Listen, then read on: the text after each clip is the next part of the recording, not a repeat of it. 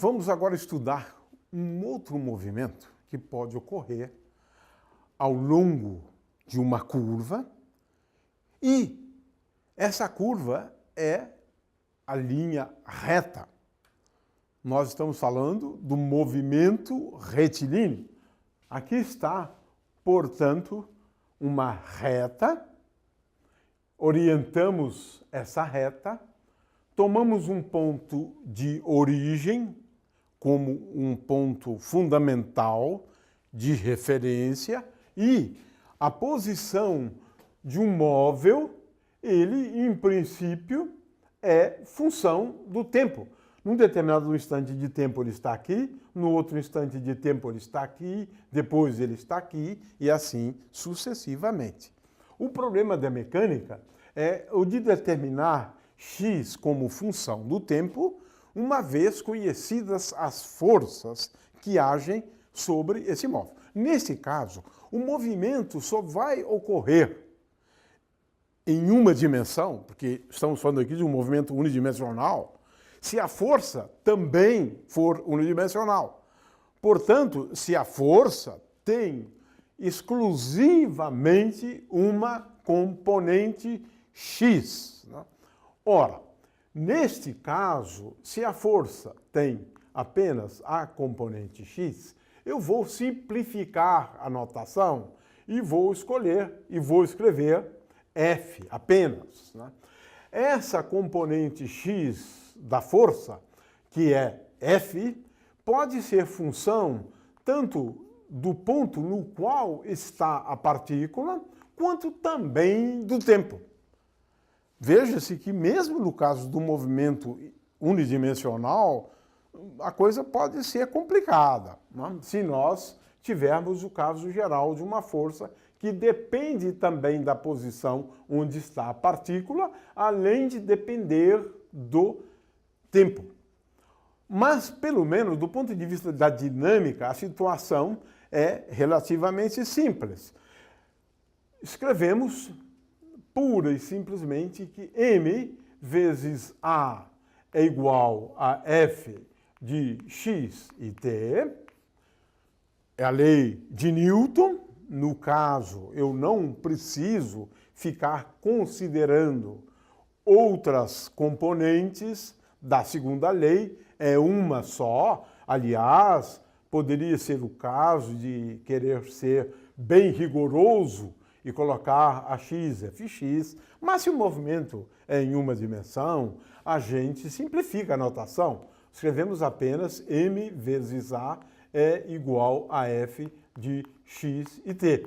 Agora, veja bem, o problema da lei de Newton é o de determinar a posição da partícula como função do tempo. Portanto, a equação importante nesse contexto é m vezes d2x dt2 é igual a f como função de x e t. Portanto, temos aqui a equação dinâmica que rege o movimento ao longo de uma trajetória retilínea. Eu, em princípio, quero determinar x como função do tempo, uma vez que eu tenha conhecimento da força, como ela depende de x e t. É claro que, em geral, esse problema é muito difícil. É mais fácil considerarmos, e mesmo nesse caso, muitas vezes, não é tão simples assim encontrar a solução para x e t que satisfaça a esta equação agora. Ou seja, simplificamos o problema. Estamos considerando agora uma força que depende tão somente de x. Nem sempre nós conseguimos encontrar uma solução simples para esse problema. Ou seja, nem sempre nós podemos encontrar x como função do tempo. É claro que em algumas circunstâncias, que nós veremos logo em seguida, nós podemos determinar, sim, x como função do tempo. Por exemplo, uma situação que é relativamente simples, mas não é tão simples assim, é quando a força F de x depende linearmente de x. Ou seja, f de x é igual a menos kx. Nesse caso, a equação se escreve m vezes d2x dt2 é igual a menos kx.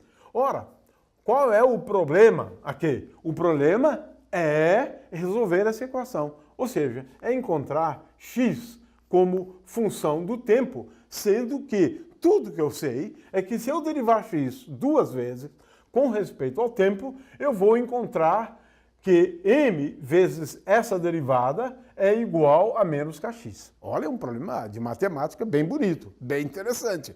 Mas veja-se que não é, muitas vezes, trivial e óbvio como resolver essa equação, ou essa equação de uma maneira geral.